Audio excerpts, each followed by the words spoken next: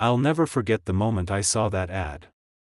The bright image of Bella, my daughter's guide dog, her fur perfectly groomed, her brown eyes staring back at me from the screen as if pleading for help. The words at the bottom of the photo read, "Trained service dog for sale." My heart stopped. It wasn't just any dog. It was Bella. The same Bella who had been by Zoe's side every single day since she was 7, the dog who knew every step of her routine, every turn of our quiet suburban street. The dog that had kept Zoe safe from harm when I couldn't be there to guide her. Bella had been stolen. I clicked on the ad before my mind could process what I was seeing, my fingers shaking as the page loaded. The description was sickeningly detailed, listing Bella as highly trained, perfect for someone with disabilities. Someone, somewhere, had taken her from us. It felt like I had been punched in the gut. The betrayal was unbearable, but the worst part? I knew who had to be behind it. Karen, the HOA president. The woman who had always made our lives hell because of Bella. She'd said it countless times, "This dog is causing a disturbance. It doesn't belong here." But I never imagined she would go this far. My eyes blurred with anger as I scrolled down the page, trying to find any clue that would lead me to her. I could almost hear Karen's voice in my head, cold and dismissive, like she was speaking from a throne she had built on everyone's misery. But I wasn't going to let her win. Not like this. Not after everything Zoe and Bella had been through. I snapped out of my daze and grabbed my phone, dialing the breeder's number I found in the ad. "I want my dog back," I whispered to myself, even though I didn't know how I was going to make that happen. The hunt was on. My name is Mark, and I'm just a regular guy trying to keep my family safe and happy. I'm a father to Zoe, a 10-year-old girl who was born blind, and a husband to a woman named Sarah who works long hours at the hospital. Our life might not be perfect, but it's ours. We live in a quiet suburban neighborhood, the kind of place where everyone knows everyone's name, where the lawns are neatly trimmed, and kids play outside without a care in the world. Or at least, that's how it looked on the surface. Zoe, my little girl, has always been my world. She's had to navigate a lot in her young life, but she's resilient in ways that constantly amaze me. She might be blind, but she's smart, and she has a heart bigger than anyone I know. Bella, her guide dog, isn't just a dog. She's Zoe's best friend, her protector, and in many ways, her lifeline.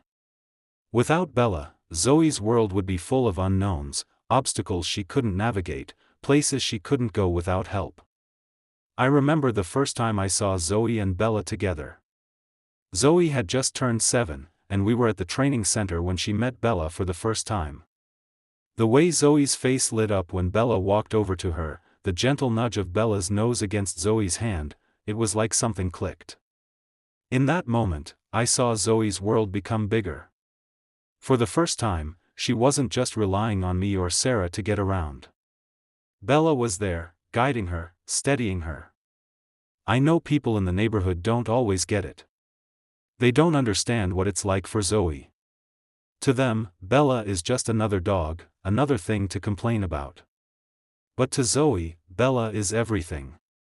Bella gives her the independence she deserves, the ability to walk down the street, to cross the park, to go to school without anyone holding her hand. And as much as I hate to admit it, I know there are days when Bella is the only one who truly understands her. Our neighborhood looks like it belongs on a postcard, charming houses, manicured lawns, trees that line the streets like they're straight out of a picture book. The kind of place where you wave at your neighbors as they walk by, and kids ride their bikes down the sidewalk in the evenings. But beneath that perfect exterior, there are cracks that no one talks about. Karen is the president of the HOA here, and she's been a problem from day one. When we first moved in, she welcomed us with a smile, but it didn't take long for her to start making passive-aggressive comments about Bella. She'd see Zoe and Bella walking down the street, and her eyes would narrow, her lips twisting into a tight, disapproving line. "I'm sure your dog is well trained," she'd say with that fake sweetness, "but she's creating quite the disturbance in the neighborhood."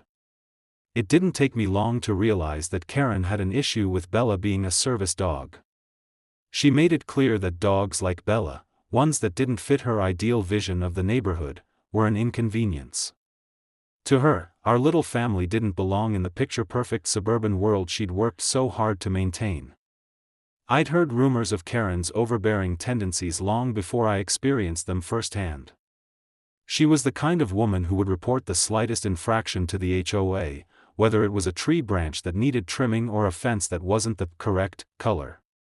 She had too much power in the community, and everyone was too scared to challenge her. But for Zoe's sake, I stayed silent. I didn't want to make waves, especially since Bella had been the one thing that truly gave Zoe the confidence to venture outside. I kept my head down, made sure Bella followed the rules, and hoped Karen would eventually leave us alone. But as the weeks passed, I could see that Karen's presence was starting to affect more than just our family. I wasn't the only one who noticed her smothering control over the neighborhood. Some of the neighbors began to avoid her, while others started pushing back against her overreaching authority. I didn't know it yet, but Karen had already started plotting her next move. She had made it clear that Bella didn't belong here. But now, with Bella missing, I was starting to understand the depths of her cruelty, and I couldn't let it slide. Not this time. Not when it involved my daughter. Karen had been the HOA president for as long as I could remember. When we first moved into the neighborhood, she greeted us with a smile that felt more like an inspection than a welcome. She was tall, sharp-eyed, with a posture that screamed authority. At first, I thought she was just another overzealous homeowner, someone who took pride in maintaining the image of the neighborhood. But it didn't take long for me to realize she had a far darker side. The HOA here was more than just a set of guidelines for landscaping and noise complaints. It was a system that controlled everything: what color your shutters could be, how high your grass could grow, how much you could personalize your own property. And Karen? She was the self-appointed enforcer. She ruled with an iron fist, wielding the HOA's power to make anyone who didn't fit her perfect suburban vision feel like an outsider. It was her comments about Bella that first made me uneasy. Zoe had been walking with Bella to the park when Karen stopped them, a tight frown on her face. "You know, dogs like hers aren't really allowed here," she said, as if Bella wasn't an essential part of Zoe's life, but an inconvenience to hers. The audacity of it hit me like a slap. Bella wasn't just a dog, she was Zoe's guide, her protector. But Karen didn't care about that. To her, it was all about control, and Bella's presence was an unwanted disruption in her perfect world. The tension between Zoe's needs and the HOA's rules had been building ever since.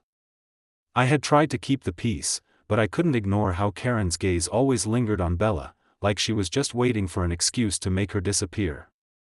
And now, with Bella gone, I knew exactly who was behind it. I didn't even hear the door creak open. One moment, Zoe and I were walking back from the park, Bella trotting proudly beside us, and the next, the house felt wrong. Too quiet. Too still. I called out, "Sarah? Zoe?" But no one answered. My instincts kicked in, and I hurried inside, my eyes scanning the empty living room. I was about to go upstairs when Zoe's voice, soft, trembling, called from the hallway. "Dad. Bella's gone." My heart slammed into my chest. I turned and saw Zoe standing there, her small hands clutching the railing of the staircase, her face pale. She had a look of shock I'd never seen before. She wasn't crying, but her expression said it all: something was horribly wrong.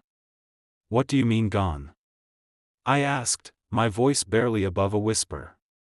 Bella had to be here somewhere. Maybe she wandered off, maybe she'd gotten into something. It didn't make sense. Bella never left Zoe's side. Zoe nodded slowly, her voice breaking. "She was here when I left, Dad. But when I came back, she was gone." I rushed through the house, calling her name, but there was no sound of paws on the hardwood, no gentle whine from Bella. Nothing.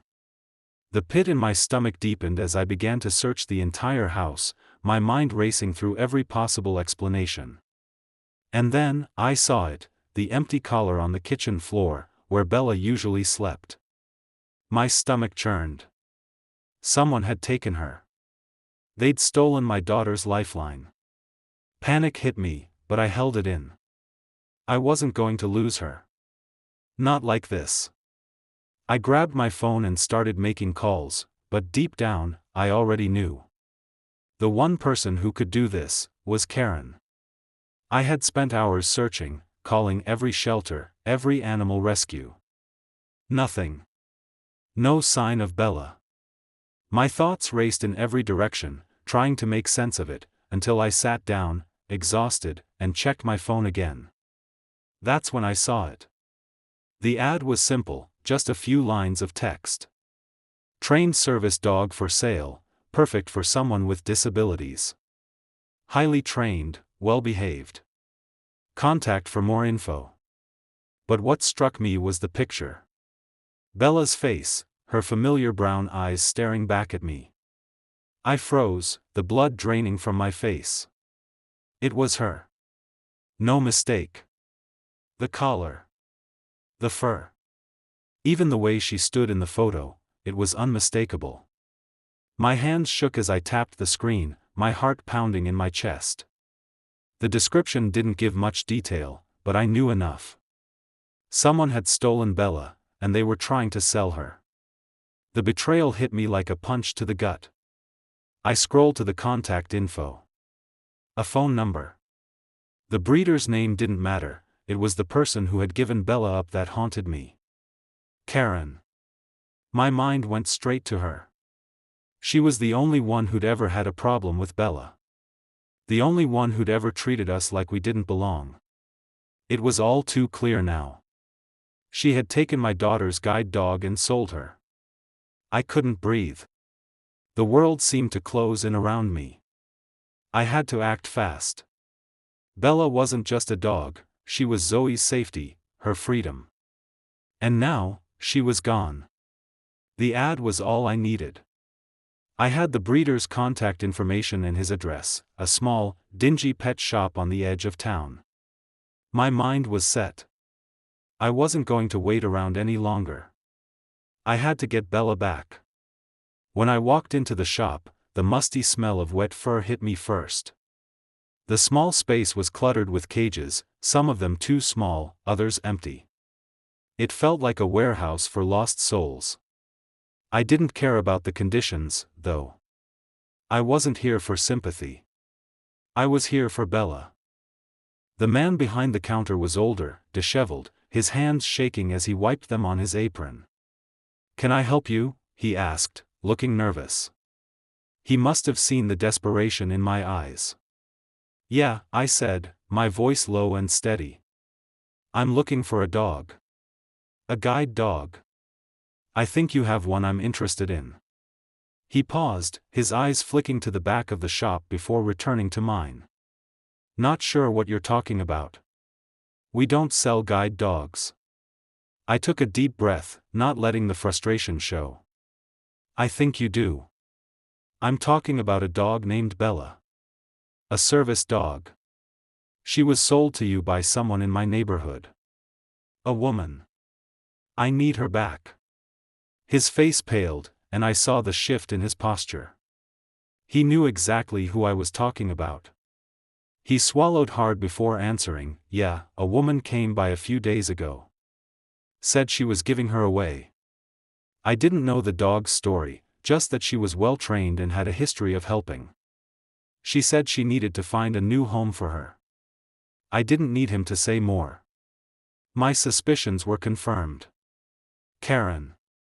It was her. She had taken Bella and sold her, just like that. "She was from my neighborhood," I said, my voice cold. "I know who did this. I'm going to get my dog back. And you're going to help me." I didn't give myself time to second-guess my decision. I grabbed my keys and stormed out the door, my mind racing with thoughts of what I was about to do. This wasn't just about a dog anymore. This was about standing up for my daughter, for the injustice that had been done to us. I was done playing nice. Karen's house was a few blocks away, a two-story monstrosity that screamed of pride and control. Everything about it, from the perfectly manicured lawn to the pristine white shutters, looked like it belonged in a real estate magazine. I could already feel the tension in the air as I parked my car and walked up to her front door. The faint sound of classical music drifted from inside, a sharp contrast to the storm I was about to unleash. I rang the doorbell, and it felt like the world paused for a moment. When Karen opened the door, she put on that smile, the one I'd grown to despise. "Mark," she said, voice sugary sweet, like nothing was wrong. "What a surprise." "Cut the crap, Karen," I said, my voice low but firm. "I know what you did. You took Bella. You sold her. And I'm here to get her back." Her smile faltered, just a fraction, but she quickly recovered. "I have no idea what you're talking about. Bella's not even your dog anymore, is she? You've got no claim to her." That was it. That was the moment I saw the real Karen. The woman who was hiding behind a facade of politeness, but underneath, she was a manipulative, power-hungry monster. "You sold her to a breeder," I spat, stepping closer, my voice steady with anger. "And now, you're going to fix this." She crossed her arms, her face going cold. "I did what I thought was best. That dog was a nuisance. You can't just let a service animal roam the neighborhood like it's some kind of pet." I stepped forward, my anger flaring. "That's my daughter's lifeline, Karen. You don't get to decide what's best for us. You took her, and now you'll pay for it." Her eyes narrowed, and for a moment, I saw the mask slip, revealing the arrogance that had been there all along. "You think you can just walk in here and demand things?" she scoffed. "I run this neighborhood. You're nothing." I clenched my fists, fighting the urge to lash out. "Not anymore," I said, my voice a calm promise. "You're going down, Karen. And I'm going to make sure of it." I knew I couldn't do this alone. As much as I wanted to march straight to the HOA meeting and demand justice, I needed more than just anger and frustration. I needed proof. Solid, undeniable evidence that Karen had stolen Bella and tried to cover her tracks. And I wasn't going to let her get away with it. The first step was gathering support. I went door to door, speaking with the neighbors who had seen Karen's behavior. At first, most of them had been too scared to speak up, afraid of Karen's influence and her control over the HOA. But as soon as they saw how far I was willing to go, the truth started coming out. Mrs. Clark, the elderly woman next door, was the first to confirm she had seen Karen arguing with someone outside her house a few days before Bella went missing. "She was on the phone, speaking about a dog," Mrs. Clark said. "But she wouldn't say much when I asked her about it. I just assumed she was dealing with some pet issue." That was enough to get things moving. Next, I called animal control. They couldn't do much on their own without evidence, but I had a feeling that with the right backing, they'd help. I filed an official report, requesting an investigation into the stolen service dog, and made sure it was clear that this wasn't just some petty theft, it was a violation of ADA regulations. Meanwhile, Karen was working her own angle. I could already feel her counterattacks coming. She started going around the neighborhood, talking to the HOA board members, spinning her story. I heard through the grapevine that she was calling me a troublemaker, saying that I was exaggerating the situation and trying to make a mountain out of a molehill. Her words were smooth and convincing, and I knew she was trying to turn the whole community against me. But I wasn't backing down. This wasn't just about a dog anymore, it was about standing up to someone who had abused their power for too long. I had the evidence, I had the neighbors' support, and now, it was time to bring this fight to the HOA meeting. The days leading up to the HOA meeting felt like an eternity.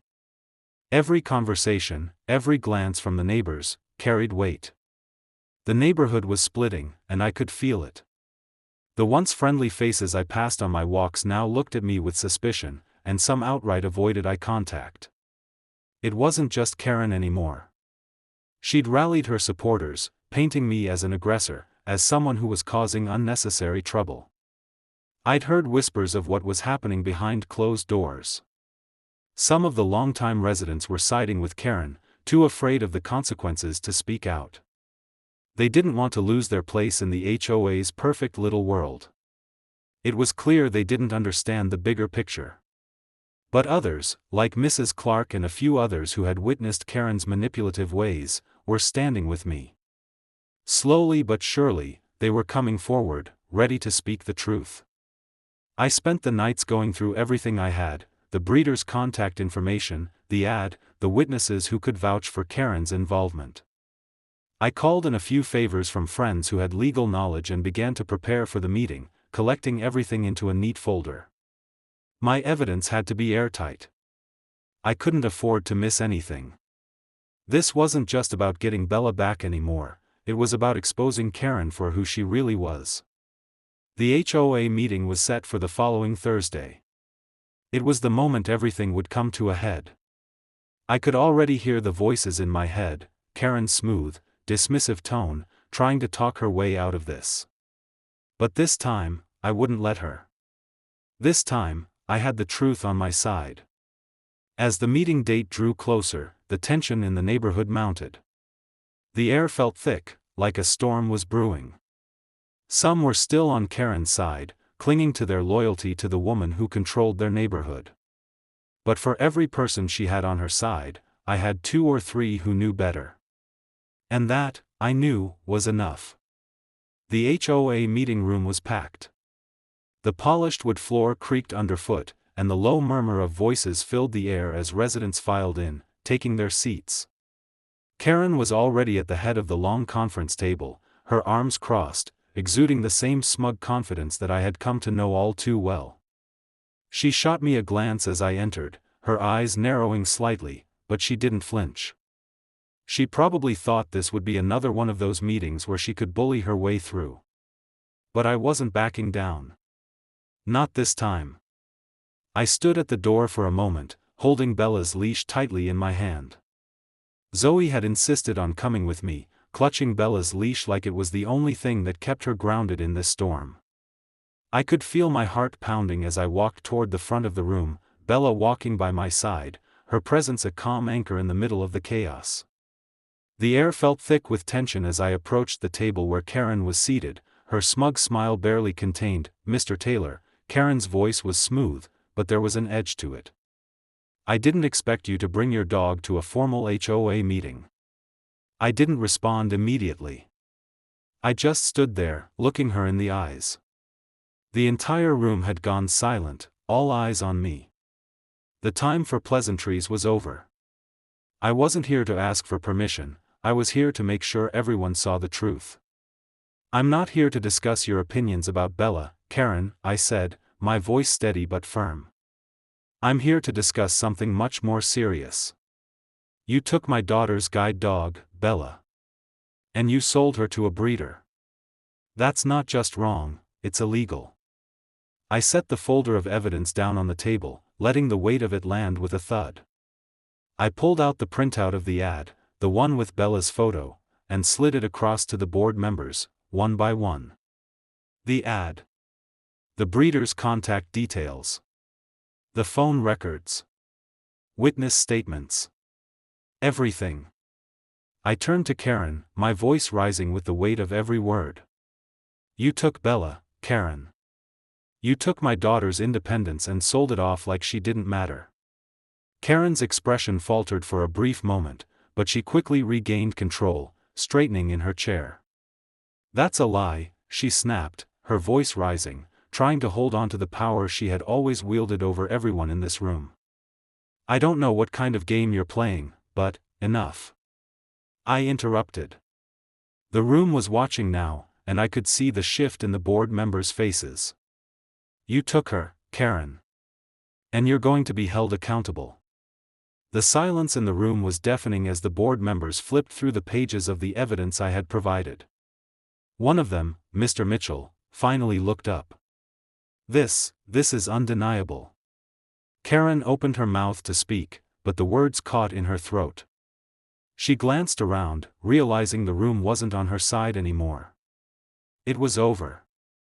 I looked down at Bella, who was sitting quietly by my side, her calm presence a stark contrast to the storm swirling around us. "Zoe deserves better than this," I said softly, my voice finally breaking through the anger and tension. "She deserves her life back." The board nodded. They had seen enough. Karen's grip on this neighborhood was slipping, and I was ready to take it back.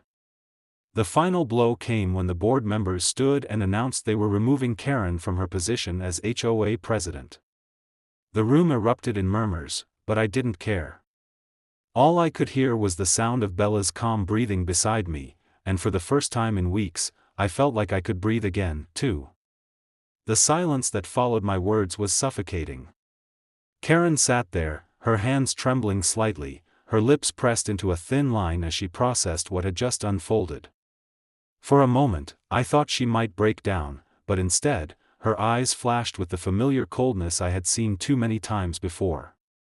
She straightened in her chair, putting on a facade of composure, but the cracks were showing.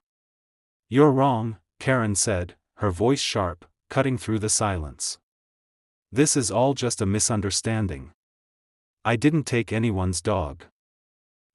Stop lying," I cut in, the anger bubbling up inside me once again.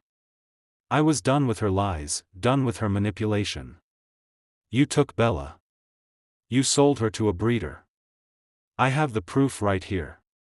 I pointed at the pile of evidence in front of her, printed copies of the ad, the phone records, the breeder's contact information, and even Mrs. Clark's statement confirming that Karen had been the one to handle Bella's transfer. It was all there, in black and white, irrefutable. Karen's face went pale, her breath quickening as she glanced at the evidence, her fingers twitching. She looked around the room, expecting to see allies, but all she saw were board members staring back at her with cold eyes. The support she had so carefully cultivated over the years was crumbling, piece by piece. She stood up abruptly, her chair scraping against the floor. "This is insane," she shouted, her voice cracking. "You're making all of this up. This is your revenge for me telling you that dog didn't belong here. You think you can ruin me with this? I run this neighborhood. You have no idea what you're doing." But the room was already turning against her. The board members exchanged glances, some shaking their heads, others whispering amongst themselves. I could feel the shift. I wasn't alone in this fight anymore. Mr. Mitchell, a longtime board member who had always been too intimidated to speak up, finally spoke. "Karen, we've all seen the evidence. We can't ignore the facts." His voice was steady, but there was no mistaking the finality in his tone. "You've used your position for far too long to bully people and push your own agenda. But this is unforgivable." Karen's face contorted with rage, her mask of control slipping further as the weight of the truth crushed her. "You can't do this," she spat, her eyes wild. "I'm the one who made this neighborhood what it is. You'll all regret this." The room grew quiet once again. This time, it was different. The power Karen had once held over everyone was slipping through her fingers, like sand running through an hourglass. There was no escaping the truth now. The board members stood, one by one, and the decision was unanimous. Karen was removed from her position as HOA president, effective immediately. She didn't even try to fight it anymore. She stood there, her shoulders slumped, her world unraveling in front of her. As she gathered her things and made her way to the door, she shot one last look at me. But there was no smug smile this time, no more confidence. Just defeat. And for the first time since I met her, I saw fear in her eyes. As the door closed behind her, the room exhaled, the tension lifting. I looked at Zoe, who was still sitting beside me, holding Bella's leash tightly. The dog looked up at her, and I could see the relief in Zoe's face, the weight of the last few weeks finally lifting. Bella was back where she belonged. The meeting had ended, but the weight of it all hadn't quite settled.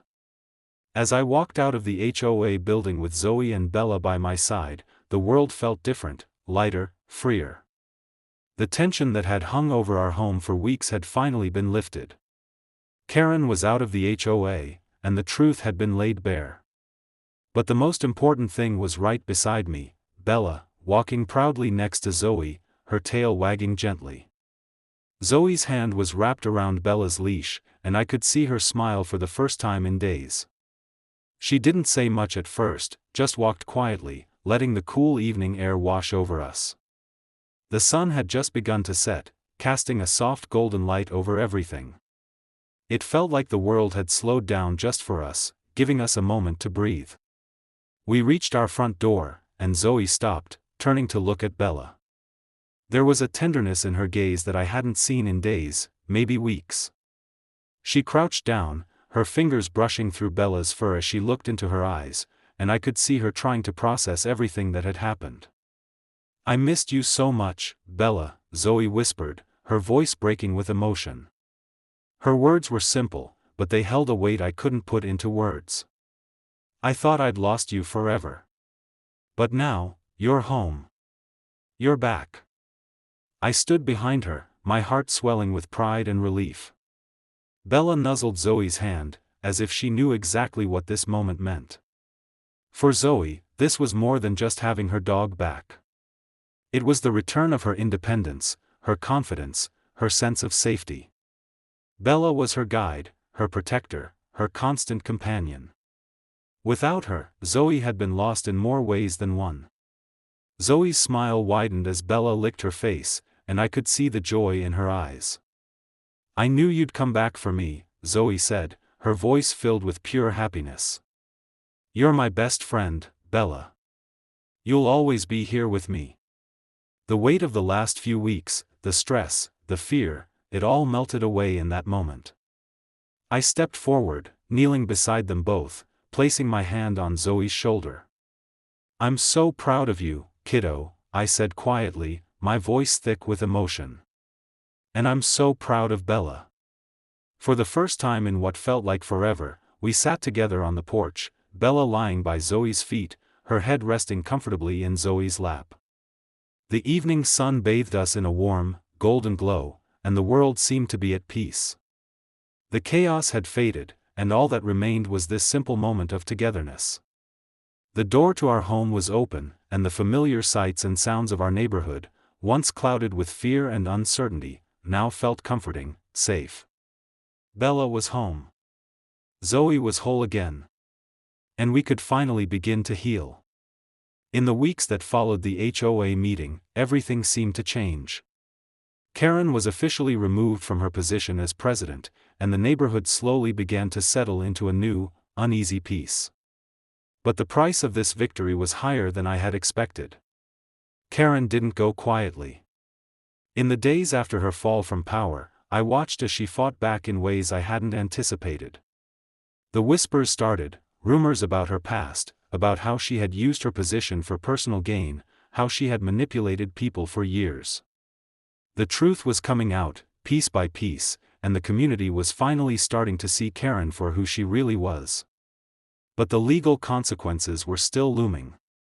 Karen was charged with theft and cruelty to animals. It didn't take long for the word to spread. There were news articles, statements from the police, and a lot of heated conversations in the neighborhood.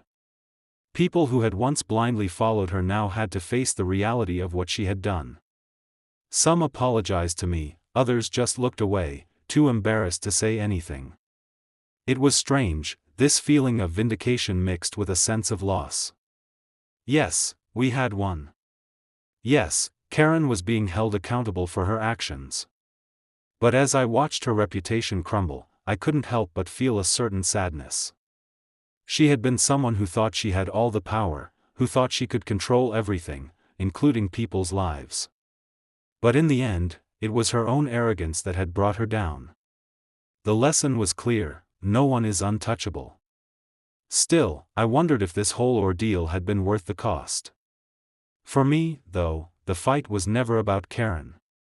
It was about Zoe, about Bella, about reclaiming the safety and peace that had been stolen from us. It was about standing up to someone who thought they could take away what was rightfully ours. And in the end, that's what mattered most. Zoe and I spent the next few weeks focusing on what really mattered, us. It was amazing how quickly things began to heal. Bella was back in her rightful place by Zoe's side, and Zoe was starting to trust again. The fear, the uncertainty, it was all fading. Bella's gentle presence, her quiet companionship, helped Zoe regain the confidence that had been shaken so badly. As I sat with Zoe that evening, watching her run her fingers through Bella's fur as they sat on the porch together, I felt a deep sense of peace settle over me. The battle was over. Justice had been served. And while the scars would remain, the healing had begun. We had fought for what mattered, and in the end, it was all worth it. Bella was home, Zoe was safe, and the quiet suburban street that had once felt like a battleground now felt like a home again. It's been months since that night at the HOA meeting, and things have finally settled down. The neighborhood has slowly moved on, though the memory of what happened lingers in the air, like the scent of rain after a storm. People have learned, maybe too late, the price of unchecked power. But for us, it feels like a new beginning. Zoe is thriving again. The trust she lost, the confidence that was shaken to its core, has started to return. Bella, ever the loyal companion, is right by her side, just like she's always been. I see it in the way Zoe holds the leash a little steadier now, the way her smile comes easier when she's out walking in the park. I know she feels safe again, and that's all I've ever wanted for her. I've learned a lot over the past few months, about strength, resilience, and what really matters. It's easy to get lost in the noise of the world, in the battles that don't matter, but the truth is simple: family, love, loyalty, that's where the real fight lies. Everything else is just noise. Looking at Zoe and Bella, sitting together in the backyard, I realize how much we've been through, how far we've come. And I finally understand that sometimes, the hardest battles are the ones that lead you home. Zoe looks up at me, and her smile tells me everything I need to know. We've made it through. We're stronger, together, and nothing, no one, can take that away.